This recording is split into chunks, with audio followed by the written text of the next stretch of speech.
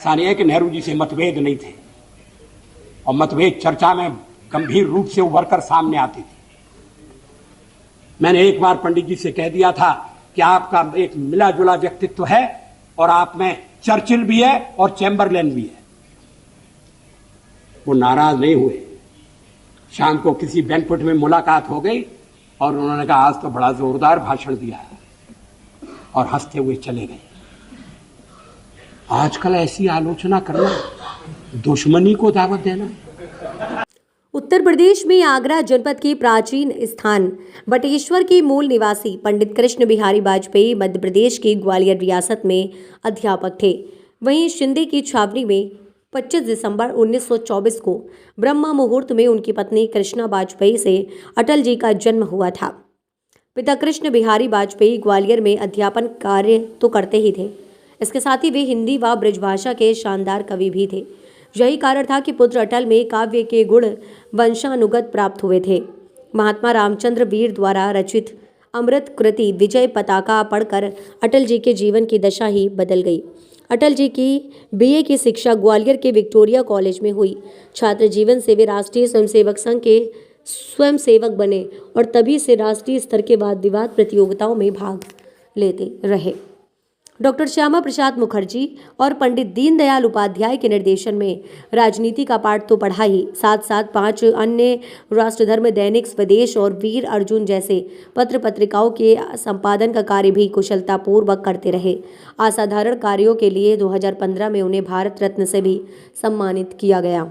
बता दें कि भारतीय जनसंघ की स्थापना करने वालों में से अटल एक थे और सन 1968 से 1973 तक वह उसके राष्ट्रीय अध्यक्ष भी रह चुके थे। सन 1952 में उन्हें पहली बार लोकसभा चुनाव लड़ा, परंतु सफलता नहीं मिली, लेकिन उन्होंने हिम्मत नहीं हारी और सन 1957 में बलरामपुर से जनसंघ के प्रत्याशी के रूप में विजयी होकर लोकसभा में पहुंचे।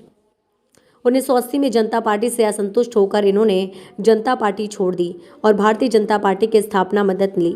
6 अप्रैल 1980 में बनी भारतीय जनता पार्टी के अध्यक्ष पद का दायित्व भी वाजपेयी को दिया गया। 2 बार राज्यसभा के लिए भी निर्वाचित हुए। लोकतंत्र के सजग प्रहरी अटल बिहारी वाजपेयी ने सन 1996 में प्रधानमंत्री के रूप में देश की बागडोर संभाली। 19 अप्रैल 1998 को पुनः प्रधानमंत्री पद की शपथ ली और उनके नेतृत्व में 13 दलों की गठबंधन सरकार ने 5 वर्षों में देश के अंदर प्रगति के अनेक आयाम हुए। अटल सरकार ने 11 और 13 मई 1998 को पोखरण में 5 भूमिगत परमाणु परीक्षण विस्फोट करके भारत को परमाणु शक्ति संपन्न देश घोषित कर दिया। इस कदम से उन्होंने भारत का निर्विवाद रूप से विश्व मानचित्र पर एक सुदृढ़ वैश्विक शक्ति के रूप में स्थापित कर दिया।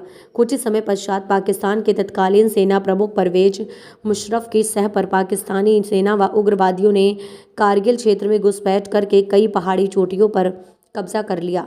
अटल सरकार ने पाकिस्तान की सीमा का उल्लंघन न करने की अंतर्राष्ट्रीय सलाह का सम्मान करते हुए धैर्यपूर्वक किंतु ठोस कार्रवाई करके भारतीय क्षेत्र को मुक्त कराया। इस युद्ध में प्रतिकूल परिस्थितियों के कारण भारतीय सेना को जानमाल का बहुत नुकसान हुआ और पाकिस्तान के साथ शुरू किए गए संबंध सुधार एक बार पुनः शून्य हो गए। मेरा ये चैनल सब्सक्राइब करें,